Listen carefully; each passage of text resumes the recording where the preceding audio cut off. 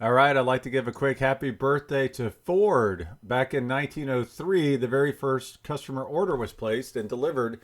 It was a 1903 Ford Model A. Now, this is a little confusing. It was confusing for me as well because I'm like, wait, the Model A came out in 1928. Well, apparently, Ford launched with the Model A. I don't quite know how long they built them.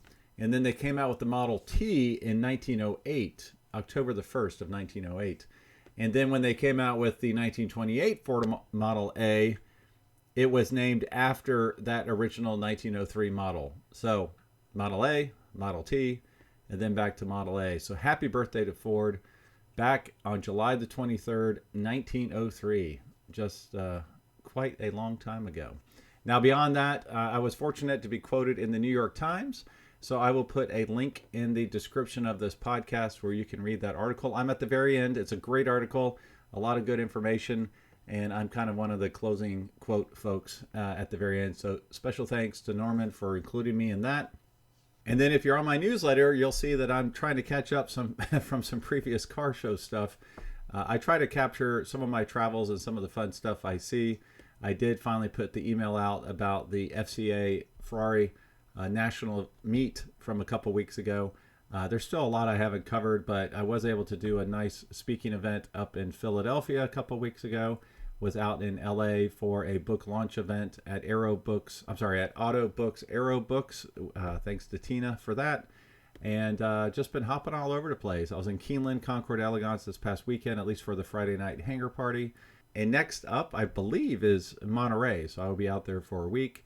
I cannot remember if something's happening before that, but if you would like to know more about where I've been and what I've been up to, just shoot me a note, Greg, at the Click to Car Podcast, and I will add you to the newsletter. Now, this is a follow-up interview about this really cool German car. It's the precursor to the VW Bug, and it got so much interest when I did a little snippet from the Heritage Invitational a couple months ago that I thought I would give it its own dedicated episode. I had over like 4,500 likes on one of the shorts. It was really nuts. So here it is in its entirety.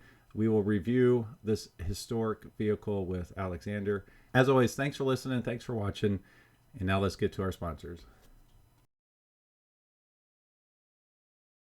If you're a collector, you already understand stewardship. Preserving what matters, planning ahead, and passing things on the right way. That's exactly how Peristyle Wealth approaches financial planning. As the Ferrari Club of America's official wealth management partner, they help avid collectors who value resilience and attention to detail. And the founder, John Suarez, is active in the community. I've judged one of his cars before, and I see him at events all over the country. To learn more, go to peristylewealth.com. Peristyle Wealth advisory services offered through New Edge Advisors, LLC, a registered investment advisor.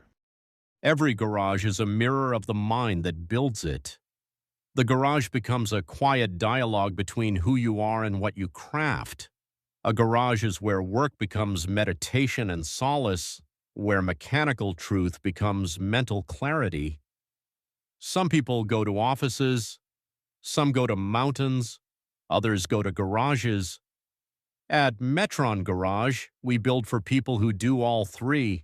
Give us a call to get started. If you own a collector car, you already know it deserves more than a standard insurance policy. NCM Insurance specializes in agreed value coverage designed specifically for classic collector and enthusiast vehicles. From weekend drivers to serious collectors, they understand how these cars are used, stored, and protected. To learn more about protecting your collector car the right way, visit ncminsurance.com. Coverage built for the cars you care about. Every car in your garage tells a story, where it's been, how it's been maintained, and what makes it truly yours. Carport gives you a simple digital garage to document, organize, and manage your vehicles all in one place. Track service history, store important records, and keep your collection dialed in with confidence. From your daily driver to your dream car, Carport keeps everything in order so you're always ready for the road. And best of all, it's free to use and is 100% private. To learn more, go to carport.app. Okay, I've never done this before, but this is the first follow-up video because this first one just blew up, and so I would like to welcome Alexander. How you doing, buddy? Great. How you doing, Greg?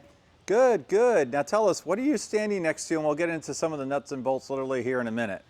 Well, this is a 1944 KdF-Wagen Type 82E.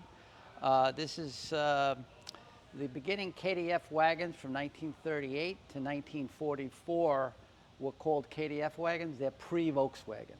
So Volkswagen is now celebrating its 75th anniversary. This is an 83-year-old Volkswagen. Now, I will put the link from our earlier interview into the description here. I actually cut it up and turned it into shorts, and those blew up. And for those of you who only like watching shorts and complained or asked questions, watch the whole video and you'll get the answers. But there were a few things we didn't address in the first video that we're going to talk about now. But yeah, just tell us, from the explosion of all the comments and everything, is there anything in particular you wanted to get across to the audience members in this second version? Yeah, well, when people see this, they say it's a Volkswagen, and I get it. I mean, it's a very misunderstood car, this one. Right. The KdF wagons are very different from the Beetle, like I said, which was started later on. These are basically all limited production prototype cars. That's something that some people don't really understand. They think a prototype is something that's got to come out at the auto show as a one-off only, but that's not really the case. The prototypes can be, they're trying things and they're doing test mules and they're figuring out what the production vehicle is going to be. That's really what all these were from 1938 to 44. It's been said by the people that know all about these cars, which around the world, that if there was 10 of them put together right next to each other when they were brand new, 2 might be the same. So that'll give you because they're trying different things to finalize the production of a car. They don't want to have problems. So that was what they were doing. Yeah, and one of the things I said in the earlier video, which was immediately misconstrued, and I did not get it out of my mouth in the correct ways, is I mentioned the restoration process. If you were to look at this as a mass-produced VW Beetle, it would be a much more simple restoration process than even the car next to us here, a 50s, late 40s, early 50s Cadillac, just based on the material and the sheet metal. But this was a 22-year process to restore it. Correct. And you said across multiple countries. Tell us 10 in all. 10 countries. Tell us the complexities in restoring something which visually may seem like a very simple car to restore. Again, that's something that's great because that's really misunderstood as well. So there was 3 prior owners to this originally. This car was found in Krakow, Poland, full of bullet holes and shrapnel damage, abandoned. With a bad accident in the front. We found a bullet hole right in the front rear quarter panel going into the driver's door. Something really bad happened. So eventually it got put together after, like a Cuban car, by a guy that took it and hid it away after the war and got put to use. So that did more changes to the car. Because they're Beetles, and as Beetles came out, newer parts were put on it to update it. So now you got to find the original stuff that they were running out of when they were making these cars. Right. So try to find that. It's like taking a 1,000-piece puzzle and spreading all the parts around the world, and you got to find it. You don't speak the language, and you don't know how to read German or anything. Yeah, and one bad example maybe, or maybe accurate, would be like, all right, well, we don't need a VW Beetle hood. We need a prototype hood, one of a handful, right? Right. Well, in this case, the hood was missing. The car was about 6 inches too short in the front from the damage that it got. So I had to find a very early hood. So this is a 50 hood, 1950 hood. I tried using as many 40s parts as I could, and I'm a real stickler about NOS. It's kind of like a geek with that kind of stuff. But I got a 50 hood, which was in mint condition, and then we had to do conversions to that to make it make everything underneath and inside and to handle all that to make it towards a KdF style. Same thing with the badge underneath and the mounts here, and there's little details that are different. So that's the other thing. You got to find the details. Well, where do you find that? So you got to go searching around the world and take photos of cars that are original. So I did exactly that, and I documented all the cars. And I started a KDF registry, and I have those on a website, and I have a library that's 20-foot long wall of all documentation, all kinds of things, studying this and blueprints on the walls, and studying this subject for so long. And you know, the weird part about it is nothing is really set in stone with these. So it's not like if you look for this car, you could say from this chassis number, this Cadillac here, if you need a certain part by this chassis number, something changed and they did this and they went to that. With these, it's always kind of a wishy-washy thing. When did they actually start it? Well, they might have been running out of something, so they put something else on this one. And it makes it very interesting. So there's a lot of people that are experts on these, and we have different opinions amongst them. Plus, some of the cars that were restored, say 10 years ago, they were done to what knowledge that was known then. Right. But new knowledge came up, including myself. So I look at that as an advantage. Taking 22 years to restore this was actually an advantage, because I would have ended up restoring some items on this car wrong, like the curls inside under the fenders and stuff. We found out, no, that was changed in here. So we made it, we made it the right way. So, it's a collaborated thing amongst people that are really into these cars and been studying them for so many years around the world. Very few people are doing this here. This was the first one ever shown in the United States at a car show, and we are pretty certain that this was the first 1944 passenger car also ever shown in the United States. Because 43 and 44 worldwide, there was no passenger cars built.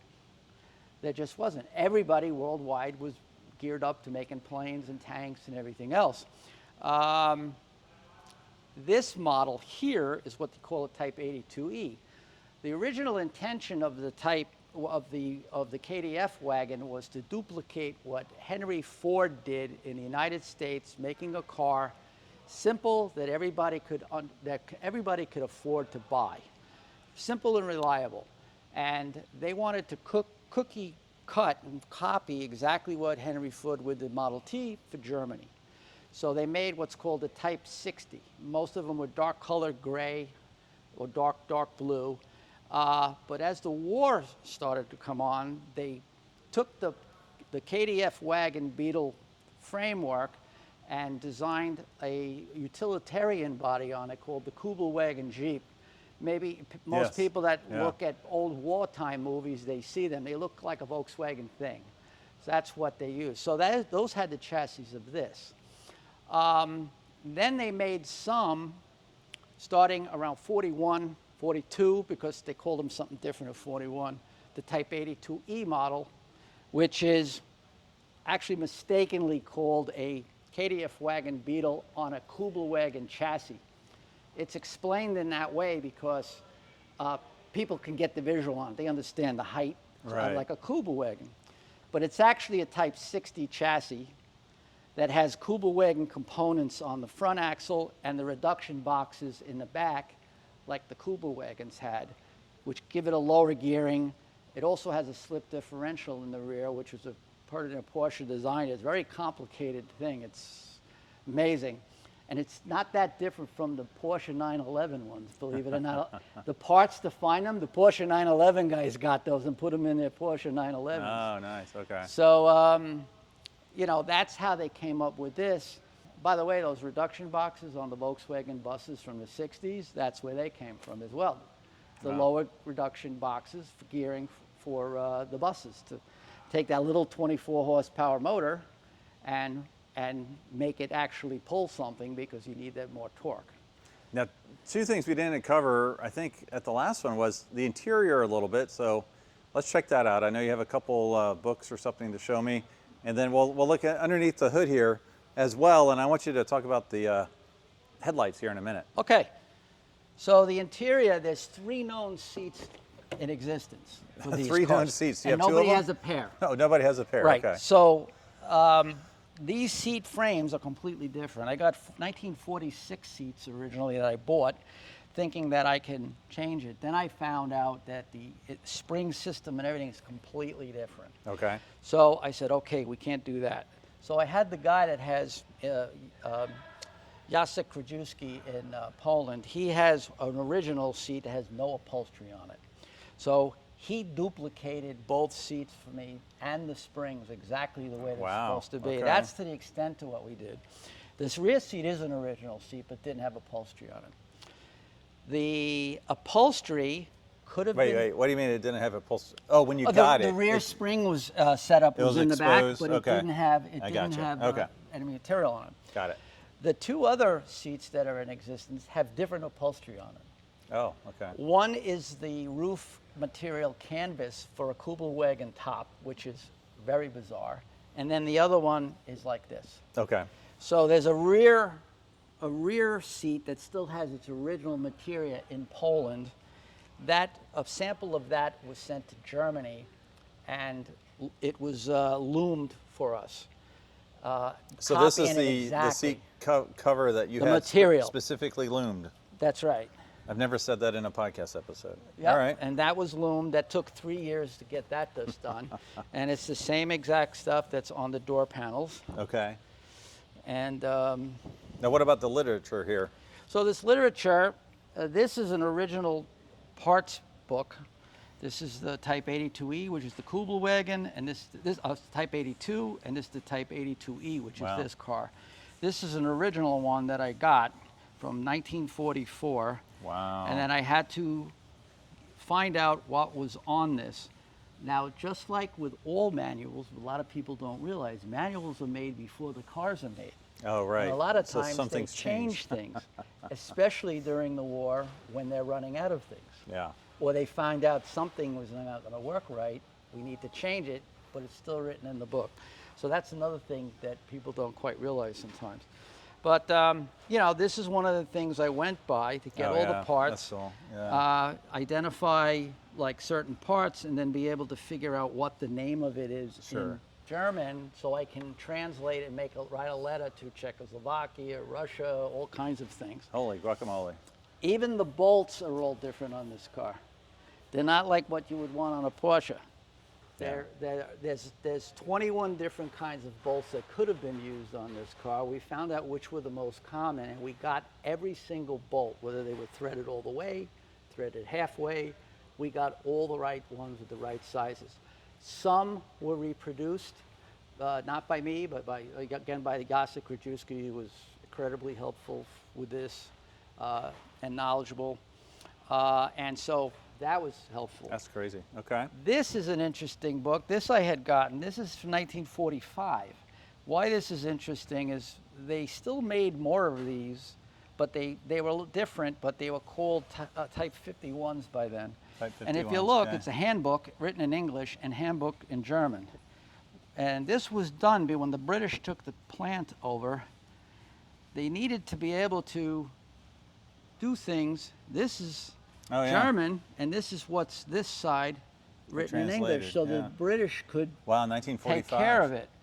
So I was able to utilize this, looking for the parts by, okay, number one is a stub axle, and, Yeah, and so very and that's helpful. what you call it that. So that Yeah, was then you one of the could ways I could find out what things were.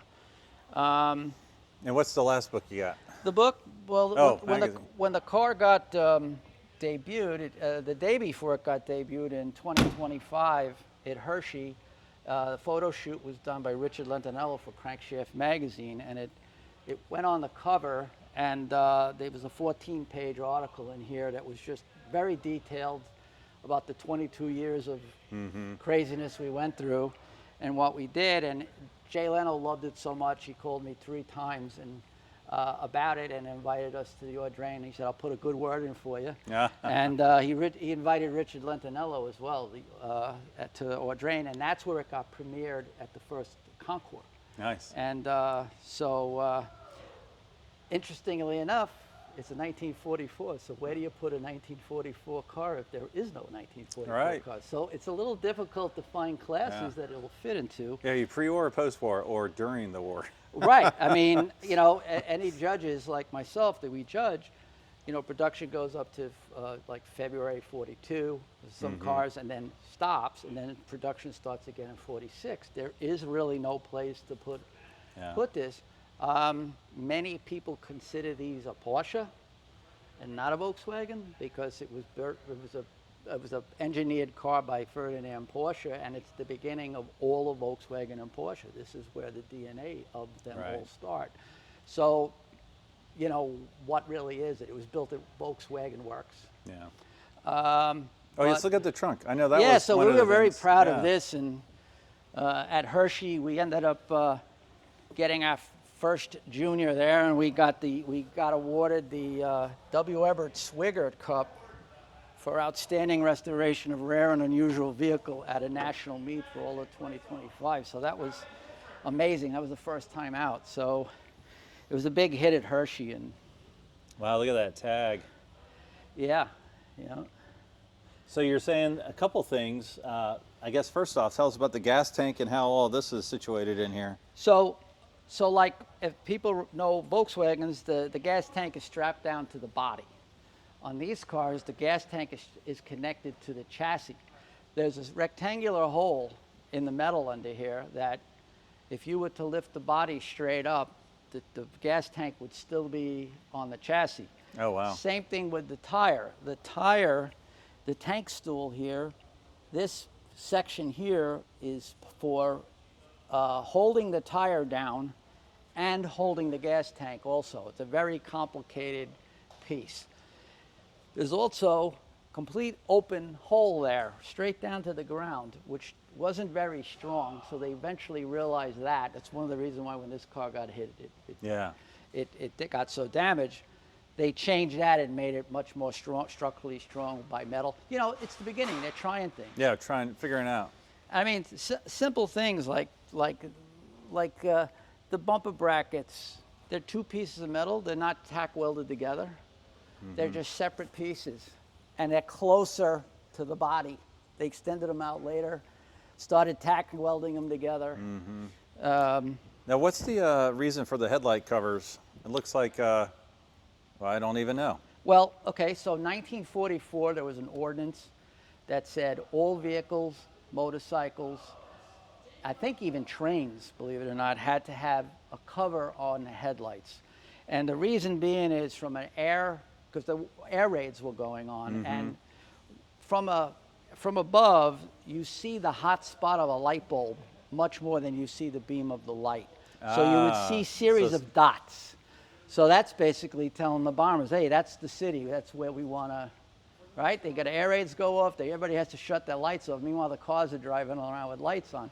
So what the idea of this is to cover up most of the light, let some of the light pass through there, and put a little cover so that they can't see even that from above. Hiding from the Allies is what it sounds like. Yeah, right? absolutely. Wow. So, you know, if you ever look at wartime movies, you'll notice that on other vehicles too, but maybe not like this.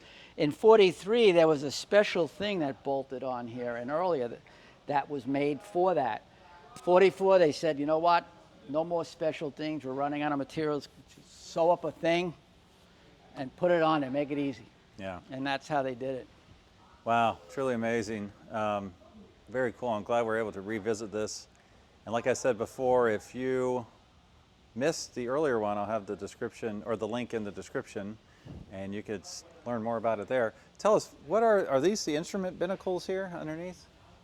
Those are the glove boxes, yeah. Now, an interesting thing on glove boxes is the book shows they were as a fiber board. Okay. And they never made them. They actually started to make them, and they realized they just fall off. They rip apart. They're no good. So there's different versions of these, all maked up. Some are square. They go, what did somebody do with this thing? Why are they gocked up like that? But I think that's kind of cool because they had to do something. It's part of the history of the car.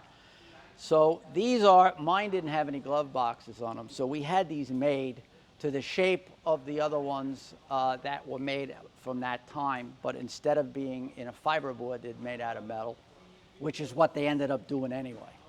Now, is there any other thing you want to mention that maybe came from the earlier video or feel like Or you think we got it pretty covered at this I mean, point? one thing is the semaphores here. Oh yeah, I wanted to see. Could you pop one of those Well, out? I don't have the key with me. Oh, that's let's all see. right. Hold it. Oh yeah. Yeah, there we go. So this is a one-off prototype. This took about 10 years to figure out. When I found the car, the boxes were covered over, and the semaphores were missing. So I'm sitting here, well, somebody added it, somebody, you know, because they don't make them here. They had them over here normally, Yeah. and they were different semaphores. But by 44, most cars didn't even have these. They said, you know what, delete them. We don't need them. Yeah. Why they decided to make one like this, I have no idea. They were running out of material. They were getting rid of hubcaps to save metal. But meanwhile, they'll go out and make, yeah. you know, it's one of those odd things. It doesn't make sense. The semaphores are similar to a 550 Mercedes K semaphore, that style. How I found semaphores was an interesting story because how do I know what was in there? Right. So what I did is I made a box exactly the same, put the holes in the same exact spot, and I at a tin, and I used to take that to Europe. And when I would find people that had all the semaphores there, I would sit there and I test them. I found ones that were really close and could fit, but they weren't period correct. Then I found one that was period correct and fit like a glove, right? Where the wire's supposed to go and the two bolts, it stuck to the right thing, it was the right length. I said, okay, this is what I gotta find. It was beat up and it wasn't good, but I took it, I bought it. Then I searched online and I searched for people to find new old stock ones. That's what's in here. Oh, that's awesome. So is that what was there? Yeah. I mean, I can't do any better than that. I mean, it's Well, period correct and it's a custom one-off thing. Another example of why it took 22 years to put this thing together. Yeah, but I mean, the hinges are different, the pins are different. Yeah. These pins were made in Finland. I mean, you know, it's everything about this car is just different. Well, thanks so much for sharing it. Oh, you're very welcome. Thanks, Greg.